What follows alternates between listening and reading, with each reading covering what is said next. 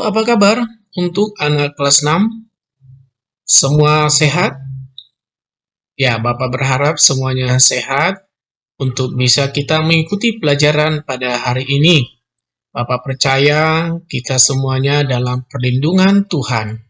Karena kita tahu bahwa Tuhan Yesus menyertai kita dahulu, sekarang, dan sampai selama-lamanya. Baik anak-anak, sebelum kita melanjutkan pelajaran kita berdoa terlebih dahulu ya. Mari lipat tangannya, tutup matanya. Bapa di surga, kami mengucap syukur atas kebaikan Tuhan dalam hidup kami untuk hari ini. Kami dapat belajar walaupun jarak jauh, tapi kami percaya bahwa Tuhan ada bersama-sama dengan kami. Pujilah Tuhan Yesus kekal sampai selama-lamanya. Amin. Ya, anak-anak, kita akan memasuki pelajaran hari ini, ibadah dalam perjanjian baru. Ibadah dalam perjanjian baru. Kita akan melihat apa yang dilakukan pada jemaat mula-mula ketika mereka baru pertama berdirinya sebuah gereja atau ibadah, ya. Kita akan melihat nanti. Seperti biasa anak-anak, kita akan membaca Alkitab sebagai perenungan pada hari ini. Mari buka Alkitabnya dalam Kisah Para Rasul 2 ayat 41 sampai dengan 47. Kisah Para Rasul 2 ayat 41 sampai dengan 47. Sudah ketemu anak-anak? Kita akan baca bersama-sama. Anak-anak boleh melihat dari Alkitabnya atau dari layar handphone atau komputer atau laptop anak-anak. Kita akan baca bersama-sama dengan bersuara ya. 1, 2, 3. Orang-orang yang menerima perkataannya itu memberi diri dibaptis, dan pada hari itu jumlah mereka bertambah kira-kira 3.000 jiwa. Ayat 42. Mereka bertekun dalam pengajaran rasul-rasul dan dalam persekutuan, dan mereka selalu berkumpul untuk memecahkan roti dan berdoa. 43. Maka ketakutanlah mereka semua, sedang rasul-rasul itu mengadakan banyak mukjizat dan tanda. 44. Dan semua orang yang telah menjadi percaya tetap bersatu, dan segala kepunyaan mereka adalah kepunyaan bersama. Ayat 45. Dan selalu ada dari mereka yang menjual harta miliknya, lalu membagi-bagikannya kepada semua orang sesuai dengan keperluan masing-masing. 46. Dengan bertekun dan dengan sehati, mereka berkumpul tiap-tiap hari dalam bait Allah.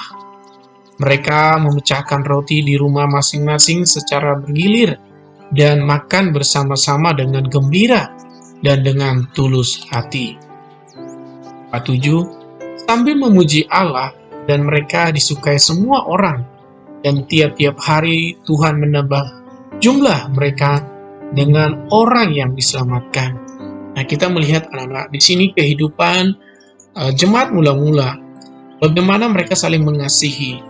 Bahkan kalau kita melihat tadi, ada dari antara mereka yang menjual harta miliknya, lalu membagi-bagikannya sesuai dengan keperluan masing-masing.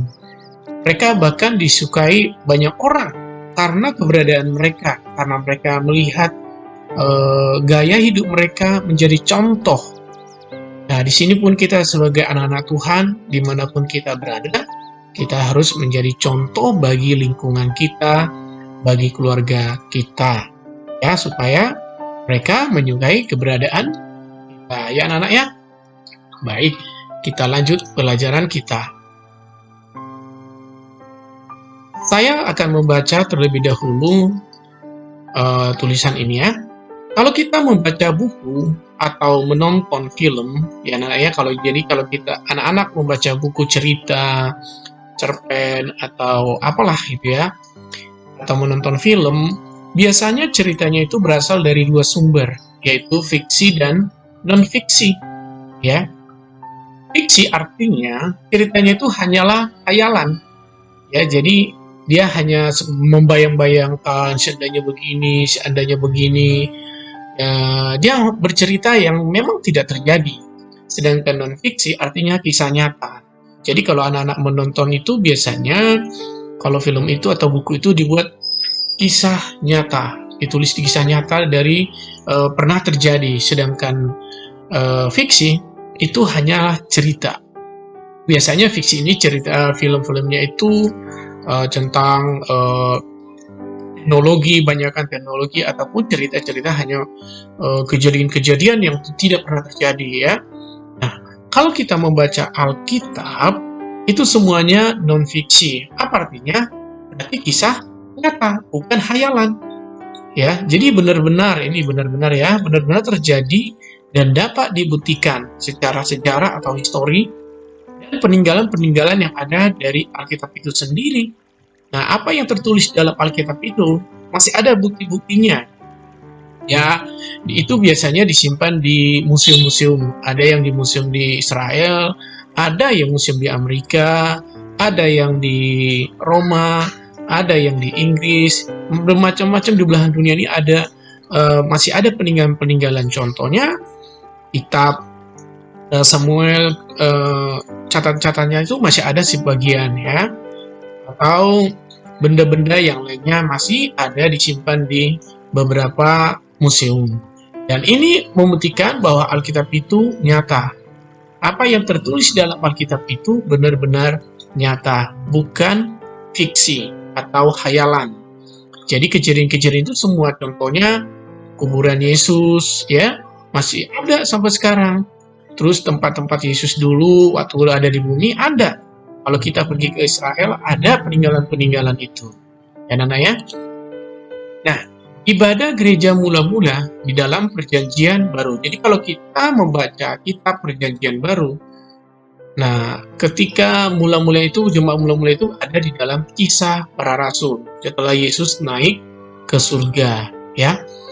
Berarti ketika Yesus naik ke surga, dia kan berjanji dia akan memberikan pendamping.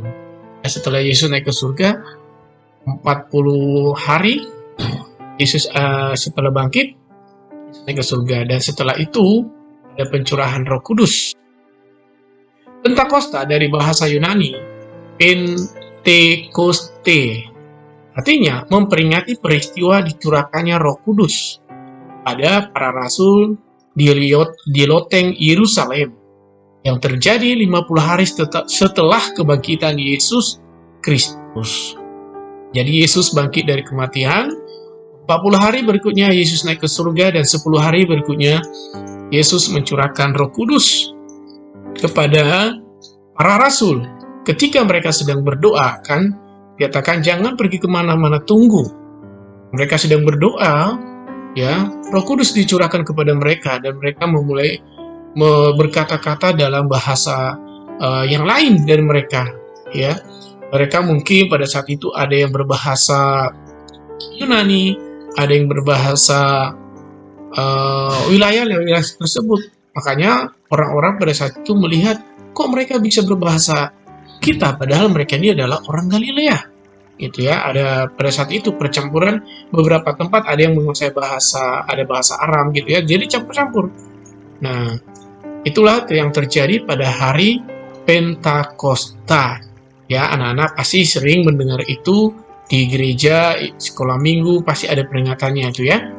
Nah, kita melihat di sini gambar ini menunjukkan ada lidah api di atas kepala mereka. Rambut mereka tidak terbakar karena itu adalah Roh Kudus.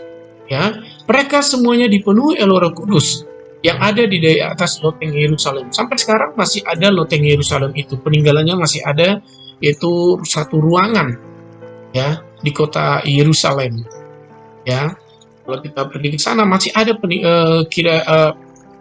ruangan itu masih ada sampai sekarang jalannya, dan itu dijaga dan itu tetap dipelihara. Ya, oke anak-anak, seperti biasa di bawah video ini silahkan di like dulu dan subscribe yang belum subscribe, dan nanti di share video ini kepada teman-temannya ya yang mungkin beragama Kristen, yang belum memiliki guru agama dan mereka belum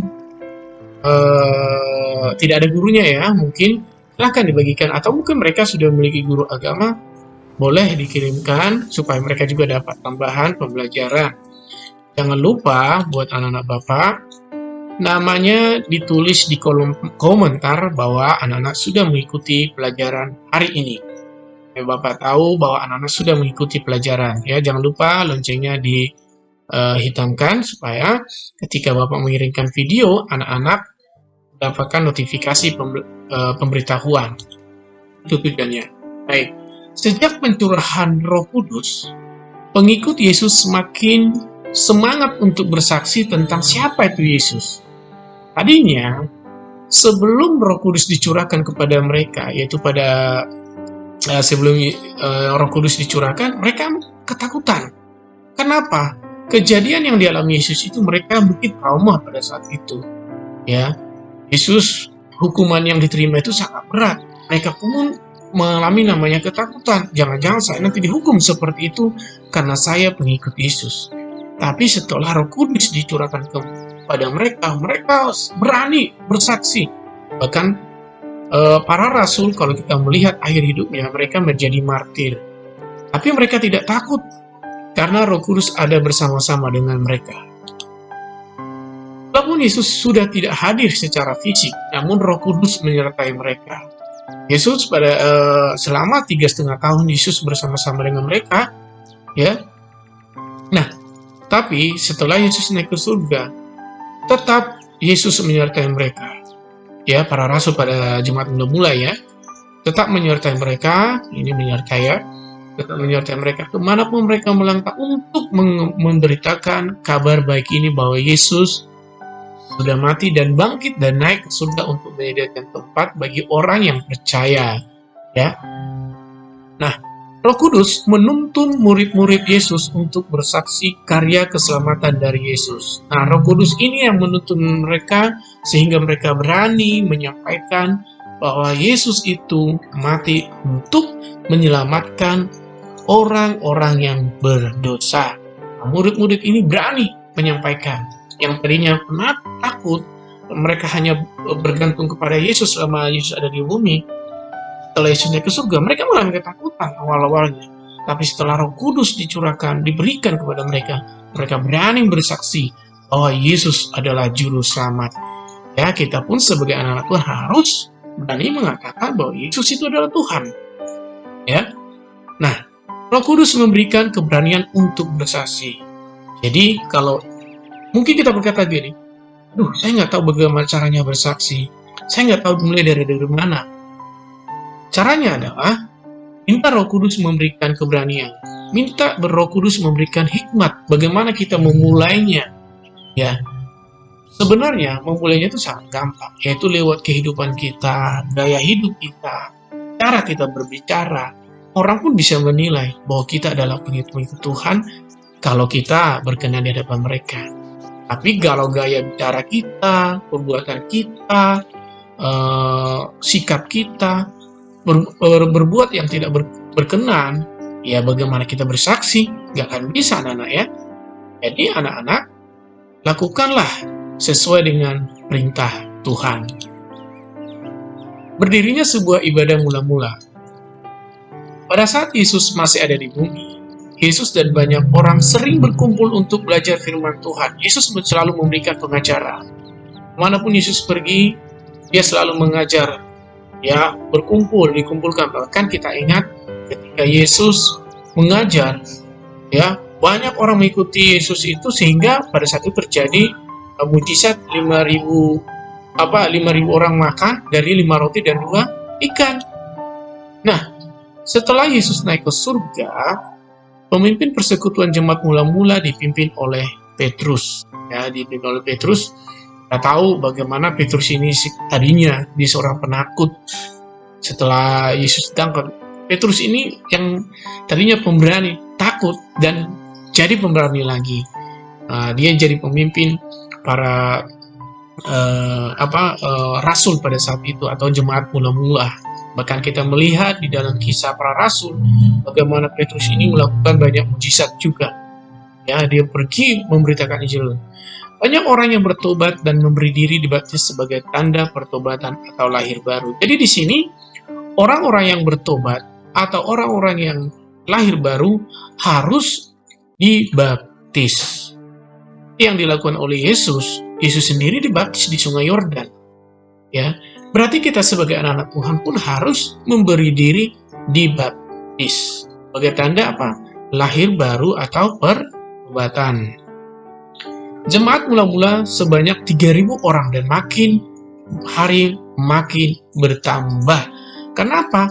Karena tadi mereka itu menunjukkan bahwa perbuatan mereka, sikap mereka menjadi contoh dan teladan di lingkungan mereka. Akhirnya banyak orang yang percaya kepada Yesus. Ya. Nah, setelah kebangkitan Yesus, murid-murid sering berkumpul dan bukan di sinagog saja. Ya, memang kita tahu bahwa perkumpulan untuk belajar firman Tuhan pada zaman itu biasanya dilakukan di sinagog, ya, sinagoge tulisannya. Nah, mereka berkumpul untuk belajar tentang firman Tuhan. Ini contohnya mereka berkumpul di sinagog. Tapi setelah kebangkitan Yesus, mereka bukan hanya berkumpul di sinagog, bahkan dari rumah ke rumah, dari lembah ke lembah atau ke tempat satu ke tempat yang lain, mereka suka berkumpul belajar firman Tuhan. Ya, setiap hari Minggu mereka berkumpul. Ya, jadi setiap hari Minggu mereka berkumpul. Ya, hari Minggu berarti hari pertama kebangkitan Yesus.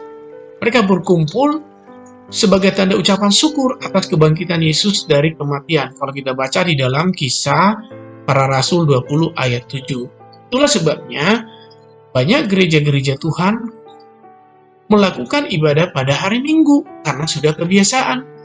Ya, sudah biasa melakukan ibadah pada hari Minggu karena Yesus bangkit pada hari Minggu sebagai tanda kebangkitan atau tanda kemenangan. Ya, berkumpul beribadah pada hari Minggu. Tapi boleh nggak hari-hari biasa kita beribadah? Boleh, tidak ada larangan. Boleh nggak pada hari Sabtu yang disebut pada hari Sabat? Boleh. Hari Jumat? Boleh. Rabu? Boleh. Tidak ada batasan bagi kita sebagai anak-anak Tuhan. Tidak ada batasan untuk berkumpul kapan dan di mana. Di mana saja, kapan saja kita boleh beribadah kepada Tuhan. Mau sendiri boleh, karena tidak ada batasan. Ya, mereka berkumpul di rumah-rumah dan di sinagog juga dengan sehati dan tulus hati berdoa. Bahkan mereka membawa makanan-makanan. Ya, contohnya si A bawa makanan. Mereka berkumpul dan si B tidak ada makanan. Kenapa? Mereka miskin. Mereka dibagi. Jadi mereka bagi rata. Tidak ada yang si kaya duduknya di depan, yang si miskin di belakang. Tidak. Pada zaman jemaat mula-mula mereka tidak memandang itu. Mereka hanya memandang hati mereka tulus kepada Tuhan. Dan anak ya.